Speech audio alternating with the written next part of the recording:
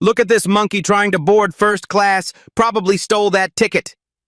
Gate agent Patricia Walsh's voice cut through gate B-17 like a blade.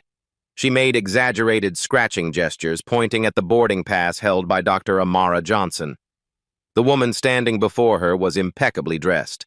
Tailored navy blazer, leather portfolio, not a hair out of place. But Patricia's theatrical performance drew every eye in the packed departure area. Fellow passengers turned. Phones emerged from pockets. The uncomfortable silence spread like spilled coffee across an expensive carpet. Amara placed her boarding pass on the counter without a word. Her face remained composed, a stark contrast to Patricia's sneering performance. Security guard Derek Thompson crossed his arms, smirking his approval. Have you ever been publicly humiliated by someone who had no idea they were about to destroy their own life? The departure board flashed red. Flight 447 to Chicago, 10 minutes to final boarding. Patricia examined Amara's boarding pass with theatrical suspicion. She held it up to the light, squinting like a detective studying evidence. Her voice carried across the gate area. Ma'am, this seems irregular. Kevin, come verify this. Supervisor Kevin Martinez appeared within seconds. At 28, he carried himself with the swagger of someone who'd never been challenged. He glanced at the boarding pass, then at Amara, his expression shifting to barely concealed disdain. How'd you afford first class? Kevin asked loudly. His question wasn't meant to be answered, it was meant to be heard. The gate area buzzed with whispered conversations. A business traveler named James Brooks leaned toward his wife. This is disgusting, he whispered, but not loudly enough for anyone to hear over Patricia's performance. Patricia's voice rose another octave. People like you are always trying to game the system. Amara's response came quietly, without emotion. What people would that be exactly? You know what I mean, probably using stolen miles or something. Behind the counter, Patricia's confidence grew with each passing second. She'd done this dance before. Make enough noise, create enough doubt, and most passengers would simply walk away. Problem solved. But Amara didn't move. Her Hermes briefcase caught the fluorescent light. For just a moment, an airline executive platinum card became visible in the side pocket. Patricia was too busy performing to notice. Amara's phone buzzed constantly against the counter. The caller ID read, Denver Airport CEO, but she ignored each call. Her calm demeanor seemed to unsettle Patricia, who doubled down on her aggression. Ma'am, we're going to need additional verification, Kevin announced.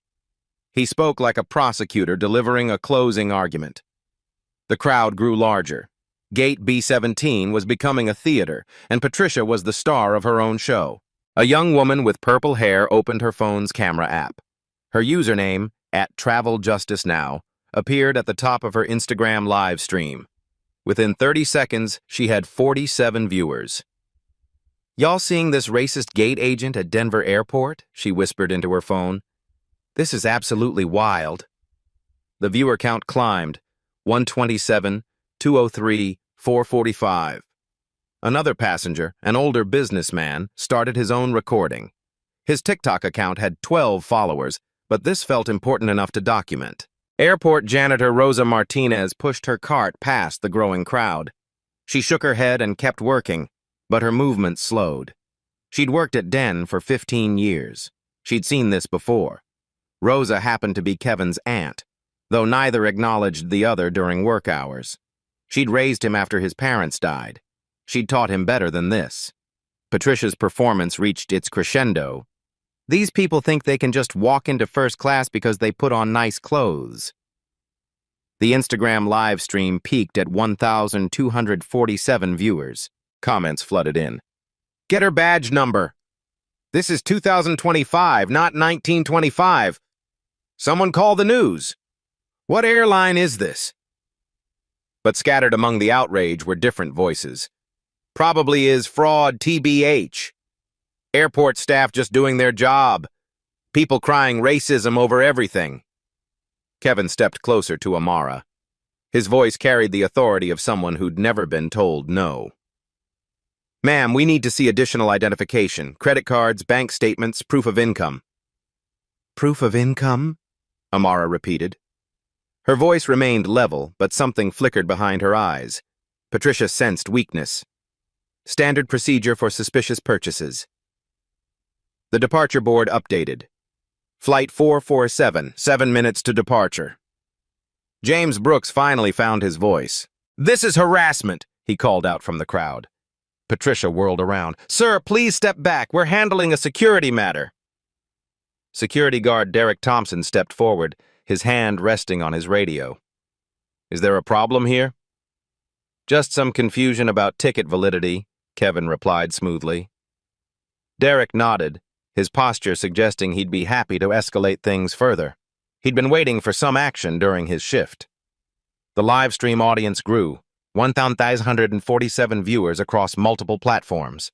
Someone had started recording from 3 different angles. The incident was becoming its own ecosystem. Amara opened her briefcase with deliberate slowness. Inside, folders were arranged with military precision, a tablet computer, a Montblanc pen, and something else. Something that caught the light for just a moment before disappearing behind other items. Patricia saw her chance. "Ma'am, if you can't provide adequate documentation, we'll need to involve additional security." "Additional security for what?" Amara asked. "Suspected ticket fraud is a federal offense," Kevin added. He was making things up now, riding the wave of his own authority. Rosa Martinez had stopped pretending to work. She stood 20 feet away, watching her nephew destroy his career in real time. She wanted to intervene, but Denver International had strict policies about employee interference. The viewer count on @TravelJusticeNow's stream hit 2,100. Someone in the comments recognized the gate number and airline. Others were already calling Denver Airport's customer service line. Patricia made her final mistake. She reached for Amara's boarding pass, intending to confiscate it. "Ma'am, I'm going to hold on to this until we can verify—" "Don't!" Amara's voice cut through the chaos like a scalpel. For the first time, her composure cracked slightly. The single word carried weight that made Patricia's hand freeze inches from the boarding pass. At that moment, something shifted. The crowd sensed it. The live stream viewers felt it through their screens. Even Derek Thompson took a step back. Amara looked directly at Patricia. Her voice remained quiet, but every word was crystal clear. "You have no idea what you're doing. Flight 447, 7 minutes to departure." The announcement echoed through gate B17 as Patricia's hand hovered over Amara's boarding pass. The crowd had swollen to nearly 40 passengers, their phones creating a constellation of recording lights. Derek Thompson stepped closer, his radio crackling to life. "Control, we might need additional units at gate B17. "Copy that, Derek. What's the situation?" "Possible ticket fraud. Could escalate." Kevin Martinez felt the momentum building in his favor. He'd handled difficult passengers before. The trick was to overwhelm them with authority until they simply gave up and walked away. "Ma'am, we're calling the airport police," he announced loudly. "This is now a potential criminal matter." The Instagram live stream from @TravelJusticeNow had climbed to 3,200 viewers. Comments scrolled past faster than anyone could read. "Call the news." "This is insane." "Get a lawyer, girl." "Denver Airport equals racist." "What's her name? Someone find out who she is." A new live stream started from a different angle. @Flight Delay Drama had 890 followers and new viral content when he saw it. His stream pulled in 400 viewers within the first minute. 3 more passengers began recording from strategic positions around the gate. The incident was becoming its own media ecosystem, with multiple camera angles capturing every word and gesture. A teenager with bright blue hair started her TikTok live stream. "Y'all, this is absolutely unhinged," she whispered to her phone. "The gate agent just called this woman a monkey and now they're calling the police?" Her followers began sharing the stream link across Discord servers and Reddit threads. The story was spreading beyond airport walls into college campuses and social justice forums. Shift manager Carol Henderson arrived with the purposeful stride of someone accustomed to solving problems quickly. At 52, she'd worked her way up from baggage handling to management. She trusted her staff's judgment implicitly. "What do we have here?" Carol asked, surveying the scene. Patricia's voice pitched higher with vindication. "Suspected fraudulent ticket purchase. The customer became aggressive when we asked for verification." Carol looked at Amara, still standing calmly behind the counter, then at the crowd of passengers recording everything. Her jaw tightened. The last thing Denver International needed was another viral incident.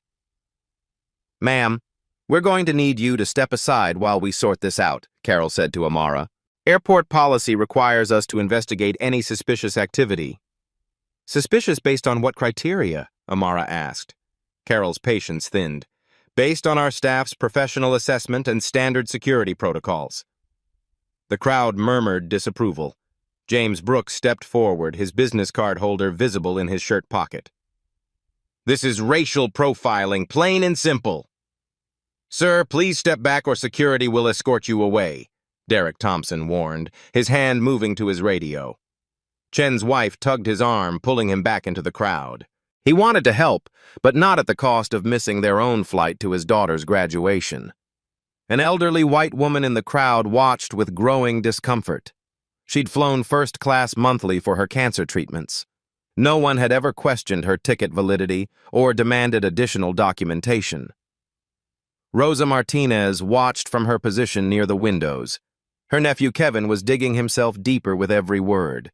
She'd seen this pattern before: authority without wisdom, power without restraint.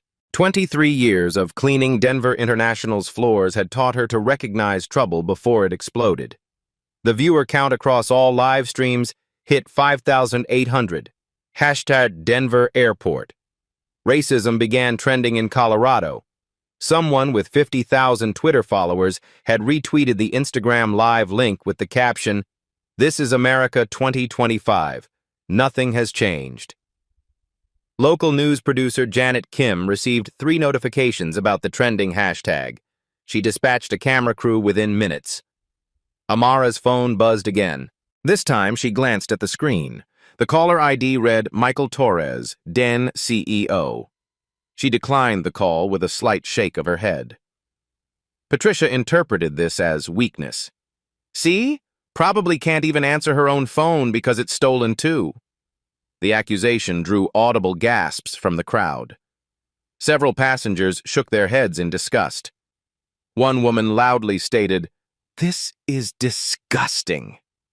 Carol made her decision. "Ma'am, we need to search your luggage for verification of identity and payment method. Standard procedure for suspected fraud." "Standard for whom?" Amara asked quietly. "For anyone we suspect of fraudulent activity." The live stream comments exploded. "Lawsuit! This is America in 2025, y'all.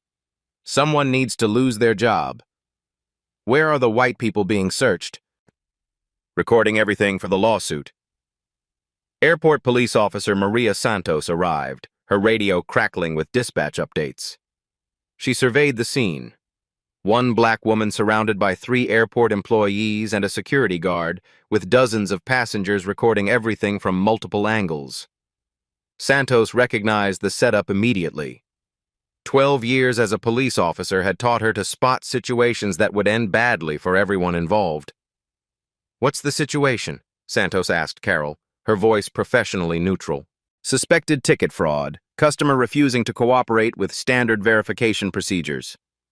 Santos looked at Amara, noting her expensive clothing, professional demeanor, and complete lack of aggression. Red flags began waving in her mind. "Ma'am, can you provide additional identification beyond what's typically required for boarding?" Santos asked carefully. Amara's voice remained steady. "I've provided everything legally mandated for air travel. Nothing more is required under TSA regulations." Santos paused. The woman knew transportation law. That was unusual for typical travelers, but common among people who flew frequently for business. The departure board updated. Flight 447, 4 minutes to final boarding. Kevin pressed his advantage, sensing Santos's hesitation. Officer, she became hostile and aggressive when we tried to examine her documentation more thoroughly. That's completely false, James Brooks called out from the crowd. She's been completely calm and professional this entire time. A chorus of passenger voices echoed Brooks's statement. She never raised her voice. The gate agent was the one being aggressive. We all saw what really happened. Derek Thompson turned toward the crowd. Everyone needs to back up and disperse or we'll clear the entire gate area. This is public space, Brooks replied. We have a right to witness this. The situation was spiraling beyond Patricia's control. What started as routine harassment was becoming a public spectacle with thousands of online witnesses. But she was too deep to back down now. Ma'am, if you can't prove this ticket is legitimate through additional verification, Carol began. Oh, I can prove much more than that, Amara said quietly. Something in her tone made everyone pause. For the first time since this began, Patricia felt a flicker of genuine uncertainty. Amara opened her briefcase with deliberate, measured movements. Inside, folders were arranged with corporate precision. Her iPad sat in a custom leather sleeve. A portfolio contained what looked like official legal documents with government seals. The live stream audience peaked at 12,400 viewers across 7 different platforms. Someone had called Channel 7 News. Another person was live tweeting the incident with play-by-play updates that were being retweeted hundreds of times per minute. Rosa Martinez made a decision. She pushed her cleaning cart closer, pretending to empty nearby trash cans.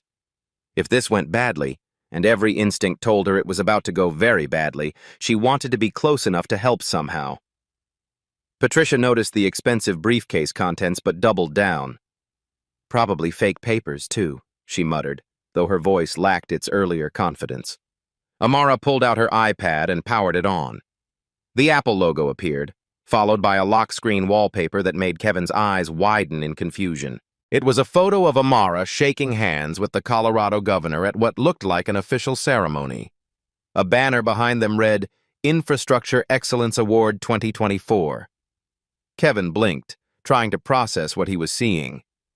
Patricia was too focused on maintaining her performance to notice the photo. Ma'am, we don't have time for photo albums, Carol said impatiently. We need official documentation, not personal pictures. Amara's finger moved across the iPad screen. She opened what appeared to be a secure portal, something that looked far more sophisticated than any typical airline or travel app. The login screen displayed Denver International Airport, Administrative Access Portal. Patricia finally looked at the screen. Her expression began to change from confidence to confusion. Officer Santos stepped closer. She could see the iPad clearly now. This wasn't a passenger app or personal device. This was some kind of official administrative system. Ma'am, Santos said carefully, what type of access portal is that? Amara looked up from her screen. For the first time since this ordeal began, she smiled. It wasn't a friendly smile. The kind that's about to change everything. Flight 447, 4 minutes to departure. The portal is loaded with corporate efficiency. Amara's fingers moved across the iPad screen with practiced precision, navigating through security levels that clearly weren't meant for public access. Patricia watched the screen, her bravado wavering. What exactly is that supposed to be? Amara didn't look up. Emergency protocols, something I hoped I'd never need to use. She typed rapidly. Code Red Incident Report, Gate B17, Discrimination Protocol activated. Kevin stepped closer, trying to read the screen. His face went pale as he recognized the official Denver International Airport logo and administrative formatting.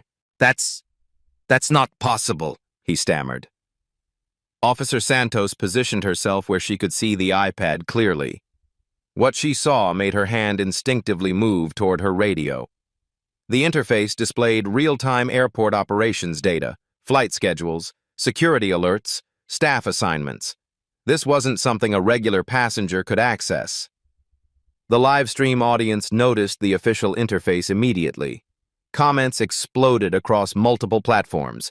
What is that screen? That's not a regular app. OMG, she has admin access.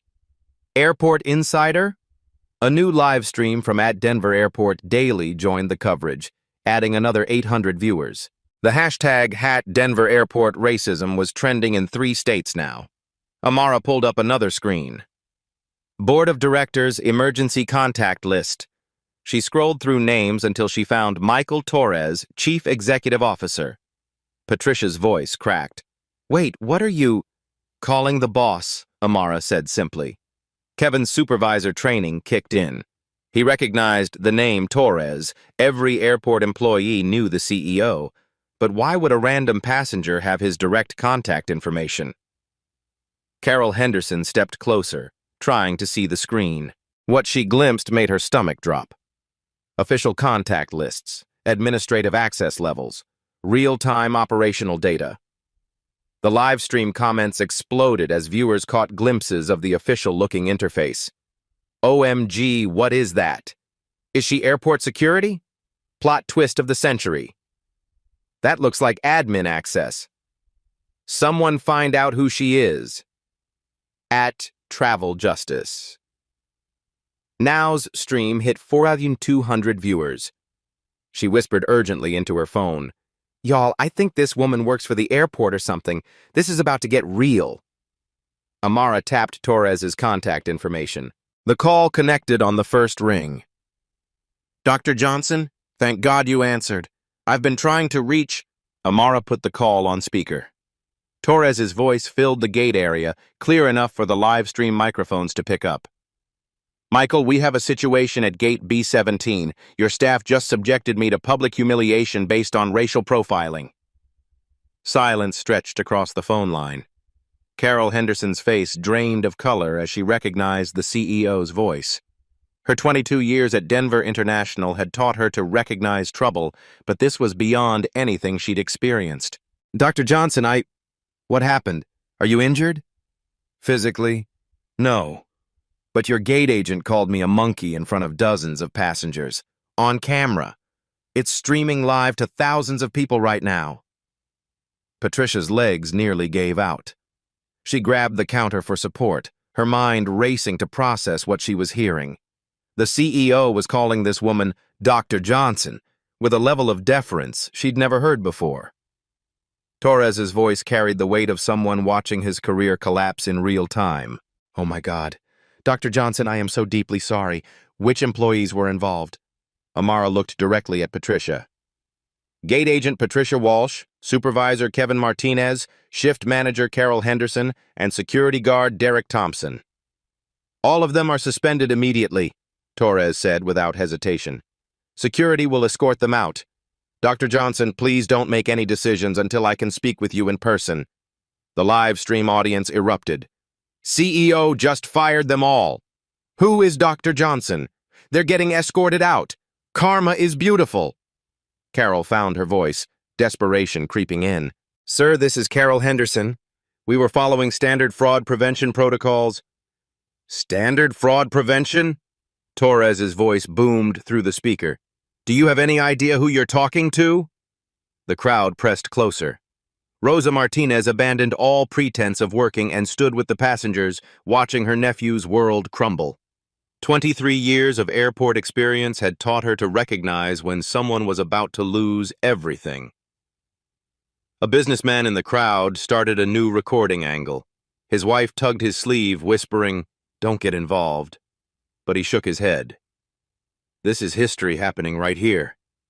Kevin's voice was barely a whisper. Who? Who is she? Torres answered for him, his voice heavy with the weight of catastrophic revelation. Dr. Amara Johnson is the chairman of the Johnson Foundation. They provide $1.2 billion in annual infrastructure grants. Denver International receives 47% of our operational funding through Johnson Foundation partnerships. The silence that followed was deafening. Even the live stream comments paused for a moment before exploding into digital chaos. Billionaire philanthropist. Airport just messed with the wrong one. $1.2 billion. Karma is real. They're all getting fired. Called a billionaire a monkey. Patricia sank into her chair behind the counter. The monkey comment. The ticket accusations. The theatrical suspicion. All directed at someone who essentially funded their paychecks. A college student in the crowd started crying.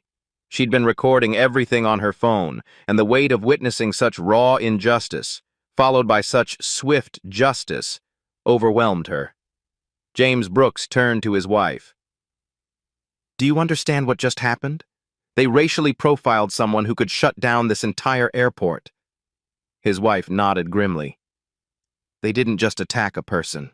They attacked their own livelihoods. Amara continued typing on her iPad. New screens appeared. Financial dashboards showing millions of dollars in annual transfers to Denver International Airport. Real numbers, real contracts, real power. Michael, I'm looking at our funding agreements right now. Section 12.3 specifically addresses diversity and inclusion requirements. Yes, ma'am. The anti-discrimination clauses, which your staff just violated spectacularly, in public, on live stream. Officer Santos stepped back from the group. This was beyond airport jurisdiction now. This was corporate disaster management. She'd need to call her supervisor immediately. Derek Thompson tried to retreat toward the terminal corridor, but Santos caught his arm. Stay put. This isn't over. Derek's face was pale. His security training had covered de-escalation, crowd control, and emergency response. It had never covered what to do when you've just helped humiliate someone who controls your employer's budget. Amara pulled up another screen, a contact list labeled Legal Department, Johnson Foundation. She selected a name. Jennifer Walsh, Senior Legal Counsel. Wait, Patricia gasped, recognition dawning. Walsh? That's my sister. Amara paused her typing. Your sister works for us? Patricia nodded miserably. She's head of your legal department. The irony wasn't lost on the live stream audience. Comments poured in about cosmic justice and family dinner conversations. Her sister works for the victim. Family dinner's gonna be awkward. Universe has a sense of humor. Plot twist on top of plot twist. Rosa Martinez shook her head in disbelief. She'd cleaned office buildings long enough to understand corporate hierarchies. Her nephew had just racially profiled his ultimate boss's boss's boss. Amara dialed Jennifer Walsh's number. The call connected immediately. Dr. Johnson, I'm watching the live stream. Oh my God, that's my sister Patricia. Jennifer's voice carried professional mortification mixed with personal horror. I am so deeply sorry. This is beyond inexcusable. Jennifer, I need you to pull our Denver airport contracts. All of them. I want a full legal review of our options by morning. Already on it. Dr. Johnson, I have to ask, are you planning to withdraw funding? Amara looked around the gate area. 40-plus passengers were hanging on every word. Thousands more were watching online. Her next words would determine the fate of jobs, contracts, and an entire airport's financial future. That depends entirely on Denver International's response in the next 10 minutes. Torres's voice returned to the speaker, desperation clear.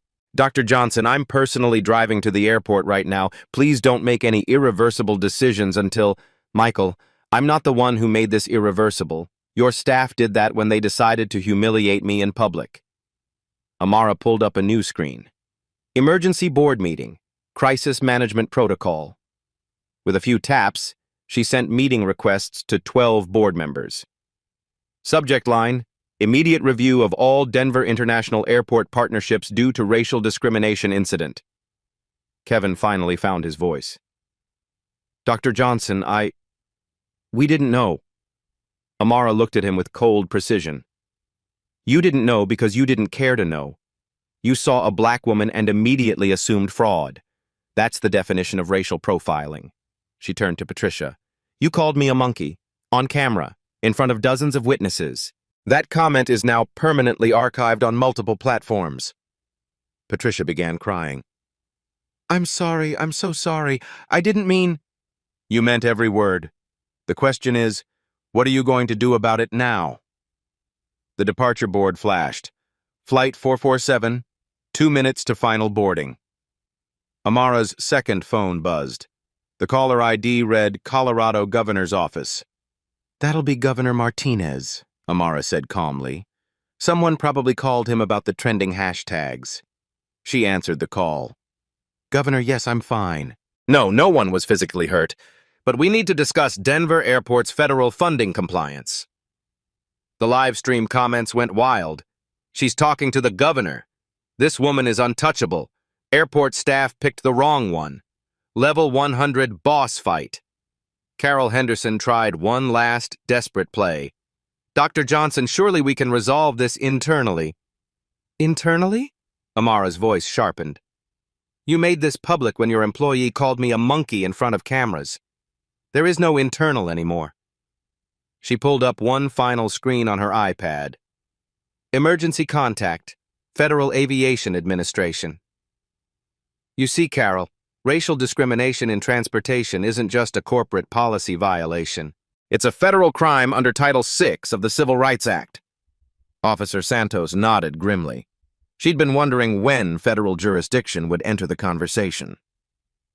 Amara continued typing.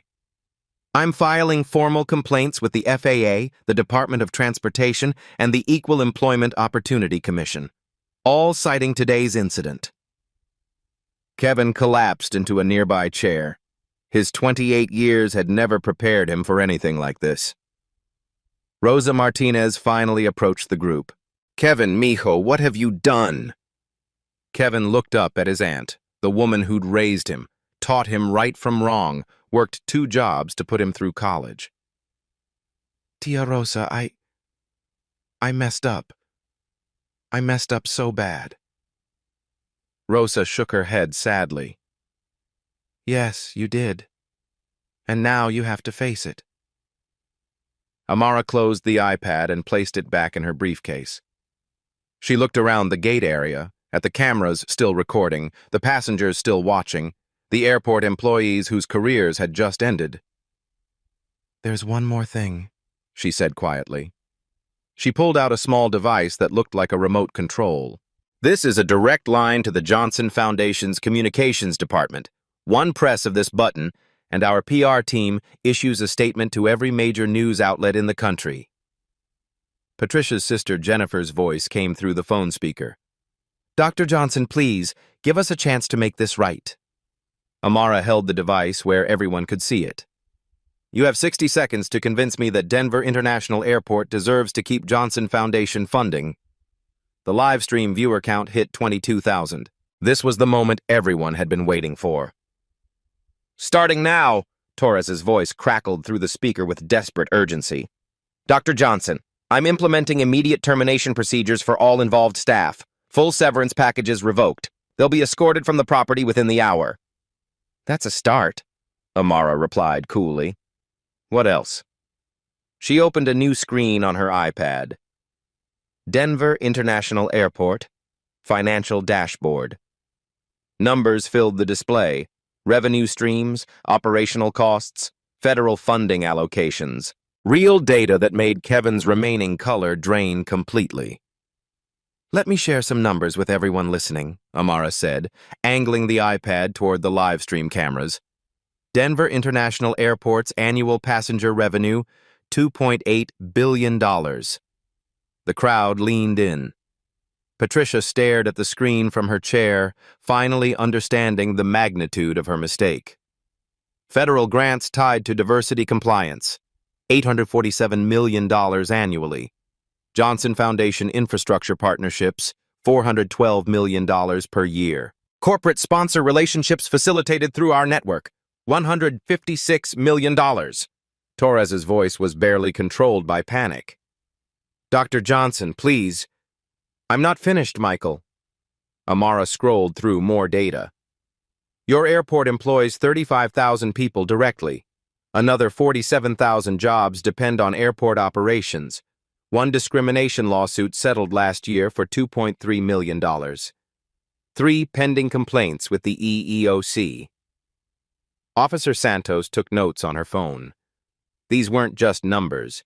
They were legal evidence of systemic problems. Carol Henderson stepped forward, her voice shaking. Dr. Johnson, I take full responsibility. I should have questioned my staff's judgment. I should have recognized inappropriate behavior when I saw it. Why didn't you? Amara asked. Carol struggled for words. I trusted their assessment without examining the situation myself. That was my failure as a manager. More than a failure, a choice. You chose to support racial profiling because it was easier than thinking critically. The live stream comments reflected the gravity of the moment. $2.8 billion. She's dropping receipts. Those numbers are insane. Airport is finished.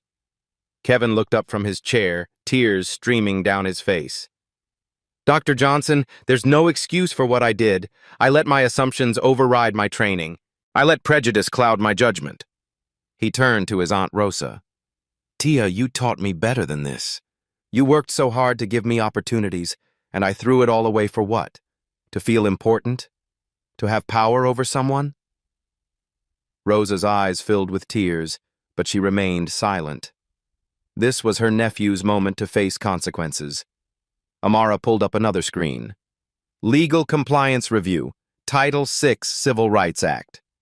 She read aloud, No person shall, on the ground of race, color, or national origin, be excluded from participation in, be denied benefits of, or be subjected to discrimination under any program receiving federal financial assistance. Your airport receives $847 million in federal assistance annually, Michael. Your staff just violated federal law on livestream. Torres's voice cracked. What do you need from us? What can we do to make this right? Jennifer? Amara addressed her legal counsel through the speaker. What are our options under contract law? Jennifer Walsh's voice was grimly professional. Section 15.2 of our partnership agreement allows immediate withdrawal for cause. Subsection C specifically covers discrimination incidents. We have unilateral termination rights. Patricia finally spoke, her voice broken. Dr. Johnson, what I said was unforgivable. The monkey comment. There's no excuse, no justification. I was cruel and racist, and I did it deliberately. She looked directly at the live stream cameras. I want everyone watching to know this is what racism looks like. This is what happens when someone thinks they can treat another human being as less than human because of their skin color. Amara studied Patricia's face. Why now? Why are you apologizing now that you know who I am? Because I should have apologized the moment I said it. Money and power shouldn't determine whether someone deserves basic human respect. The live stream audience hit 28,000 viewers across all platforms. Hashtag Denver Airport Racism was trending nationally now. Major news outlets were picking up the story. Jennifer Walsh continued her legal analysis. Dr. Johnson, I'm drafting a comprehensive response plan. Mandatory sensitivity training for all staff, third-party diversity auditing, monthly reporting to your foundation. And financial accountability? Amara asked. A dedicated fund, $5 million, for diversity and inclusion programs at Denver International, administered by the Johnson Foundation to ensure proper implementation. Torres added quickly, We'll also establish a passenger rights ombudsman position, direct reporting to both airport administration and your foundation. Amara opened another screen. Johnson Foundation, Crisis Response Protocol. She typed rapidly, each keystroke echoing through the silent gate area. Michael, you mentioned immediate termination. Let's discuss specifics. Patricia Walsh, terminated for racial harassment. Kevin Martinez, terminated for discrimination and abuse of authority. Derek Thompson, terminated for failure to protect passenger rights. Derek had been silent until now. He finally spoke up. Dr. Johnson, I should have intervened when I saw what was happening.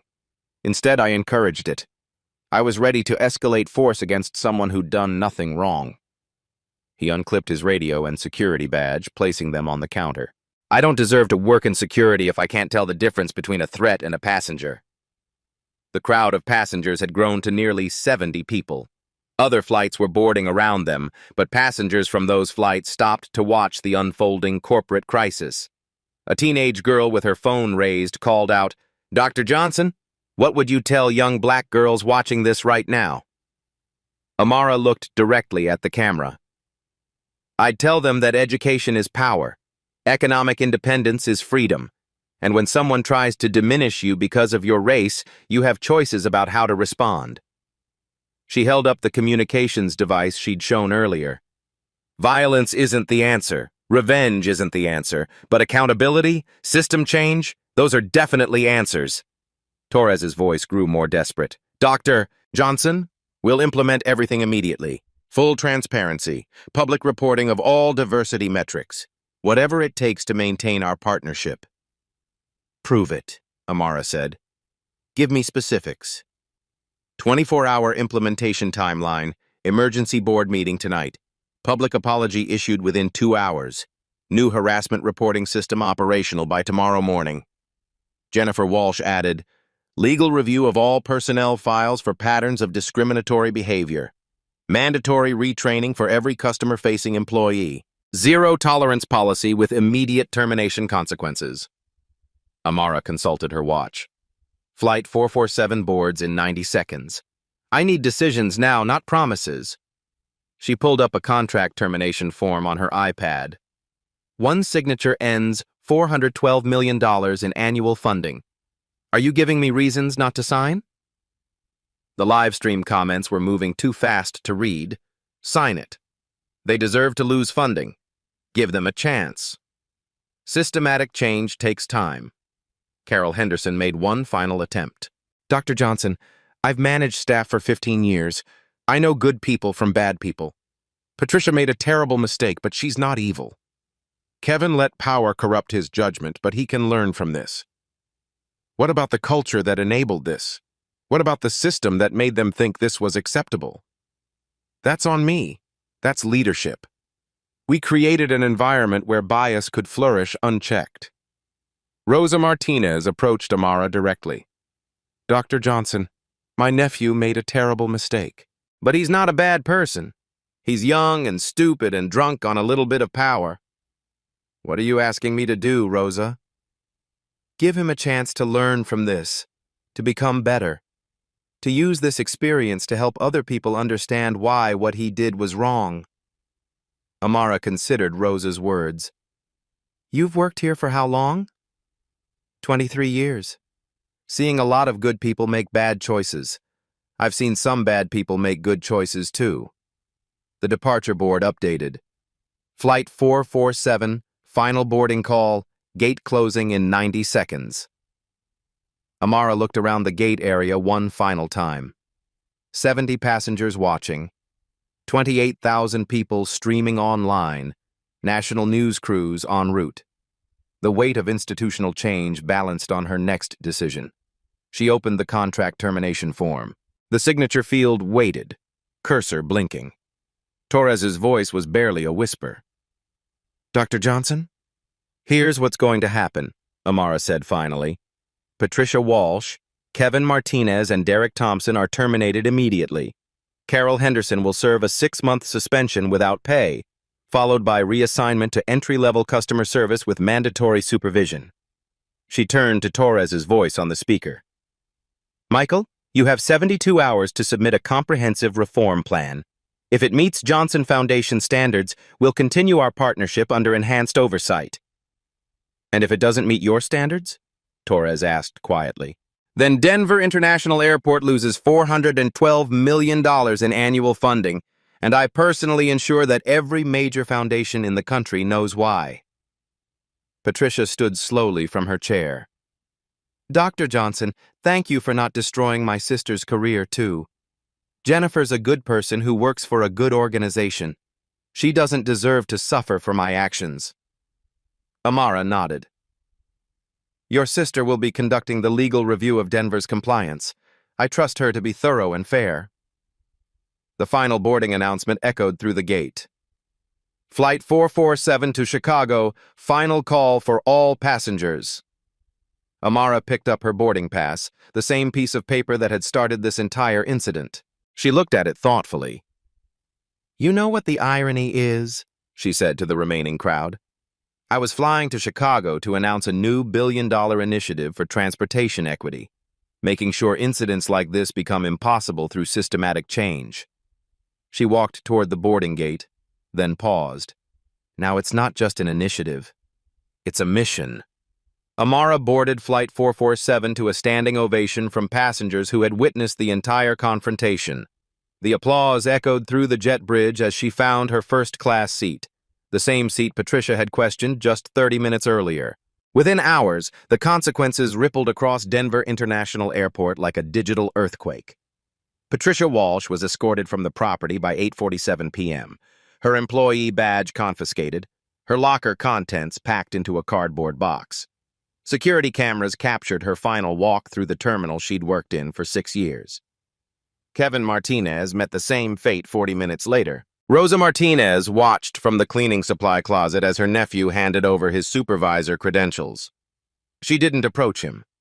Some lessons had to be learned alone. Derek Thompson's termination was swift and public. Airport security removing a security guard created its own viral moment, meta-irony that the internet devoured eagerly. Carol Henderson's suspension began immediately. Her office was sealed, her computer access revoked, her management responsibilities redistributed. 15 years of climbing the corporate ladder undone by 30 minutes of poor judgment. By 11 p.m., Denver International Airport CEO Michael Torres held an emergency press conference in the main terminal. Local news crews had arrived within 2 hours of the trending hashtags. National outlets followed by evening. "Today, Denver International Airport failed one of our passengers in the most fundamental way possible," Torres began, his voice heavy with corporate contrition. "Dr. Amara Johnson, a valued partner and respected member of our community, was subjected to racist harassment by our staff." He looked directly into the cameras. "There is no excuse, no justification, no acceptable explanation for what happened at Gate B17 today."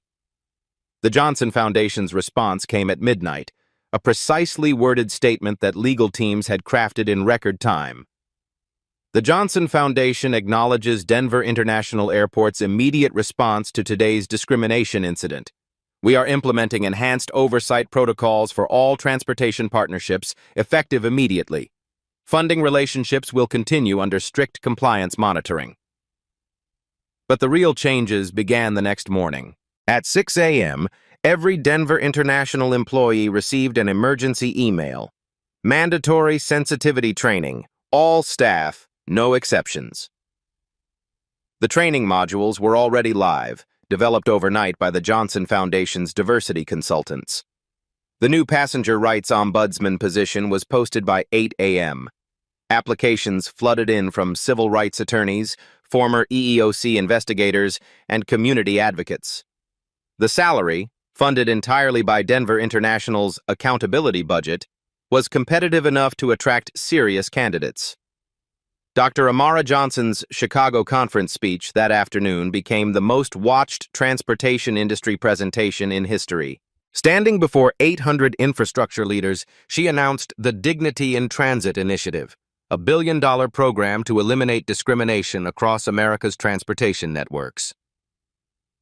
"Yesterday at Denver International Airport, I experienced firsthand why this initiative is necessary," she told the rapt audience. "But I also witnessed why it will succeed. When economic accountability meets moral courage, systems change."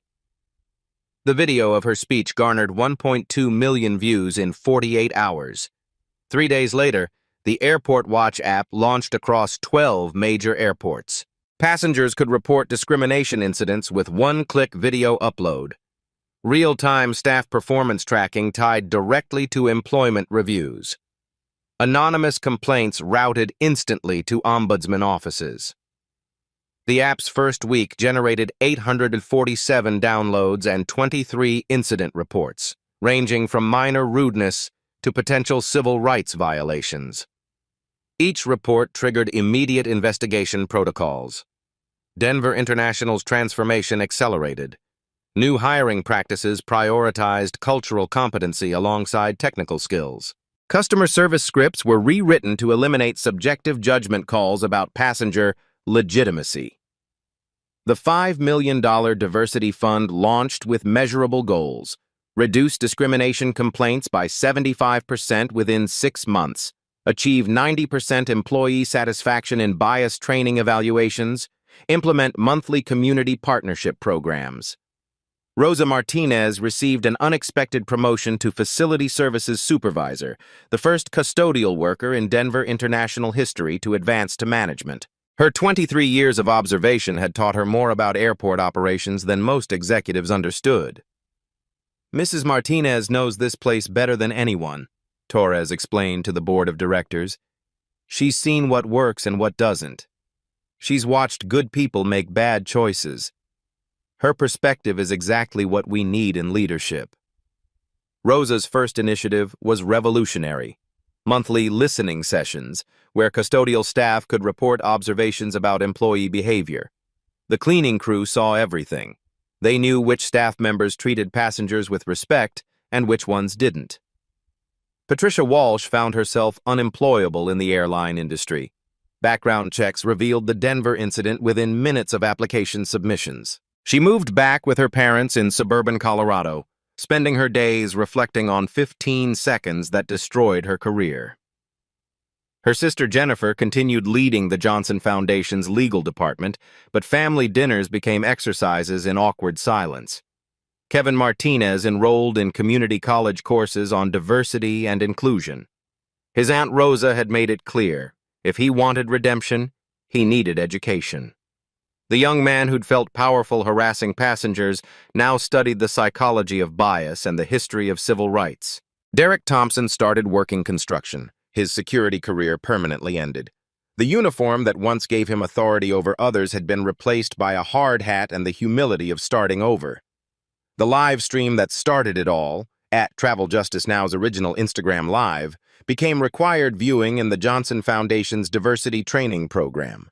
Nearly 400,000 views turned 30 minutes of racism into an educational tool for change.